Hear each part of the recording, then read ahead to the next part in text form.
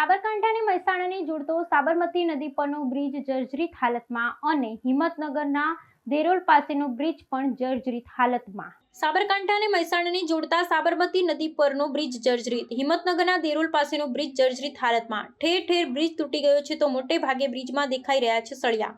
Gambhira bridge દુર્ઘટના બાદ મોડા જાગેલી સરકાર છુપાવી રહી છે પોલ। દેરોલ બ્રિજ ઉપર દેખાતા સળિયા ઢાંકવા માટે સિમેન્ટ લગાવ્યો। બ્રિજ નવો દેખાય તે માટે સફેદ કલર લગાવવાની કામગીરી શરૂ કરાઈ। સફેદ કલર લગાવી માર્ગ અને મકાન વિભાગ છુપાવી રહ્યું છે પોલ। વાહનો પ્રસાર થતા જ વાઇબ્રેશન કરી રહ્યો છે બ્રિજ। વાઇબ્રેશનને કારણે ચાલકોમાં ભયનો માહોલ, જીવના જોખમે વાહન ચાલકો પ્રસાર થઈ રહ્યા છે। ગંભીરા બ્રિજ દુર્ઘટના બાદ પણ સરકારી તંત્રની લાપરવાહીથી લોકોમાં રોષ। 60 વર્ષ જૂના બ્રિજ પર કલર કરવો કેટલો યોગ્ય? શું કલર કરી દેવાથી બ્રિજની મજબૂતાઈ વધી જશે? બ્રિજ ઉપર દેખાતા સળિયા ઉપર સિમેન્ટ લગાવવાથી બધું સલામત થઈ જશે? ગંભીરા બ્રિજ જેવી ઘટનાની રાહ જોતું સરકારી તંત્ર માત્ર પોલ છુપાવવાની કામગીરી જ માર્ગ અને મકાન વિભાગ કરે છે। હાલત એકદમ ગંભીર છે।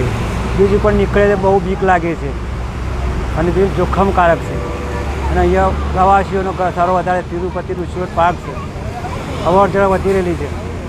રેતીની ખનન વધારે ચાલે છે। અહીંયા ઓવરલોડ ગાડીઓ રાત દિવસ દોડે છે અને મારે વિજાપુર હિંમતનગર જવા માટે બહુ બીક લાગે છે અને પુલની વહેલી તકે કામ થાય એવી અમારી શુભેચ્છા છે। લગભગ છેલ્લા 60-70 વર્ષની અંદાજ, મારી ઉંમર આજ 50 વર્ષથી, એના મોડનો પુલ બનેલો છે। લાગે છે પુલ પર જવા માટે, સળિયાઓ ઘણા દેખાય છે ઉપરથી સામે સાધન આવત બહુ બીક લાગે છે। શું નામ? અંતિભાઈ મકવાણા।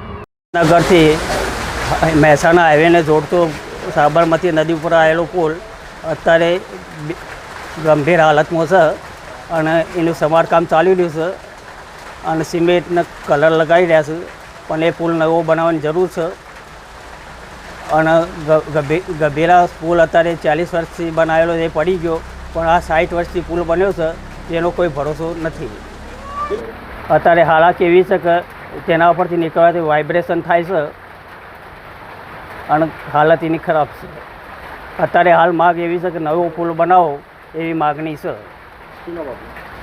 હા, મારું નામ નાઈ નવીનભાઈ વિઠ્ઠલદાસ, ગામ ખનું।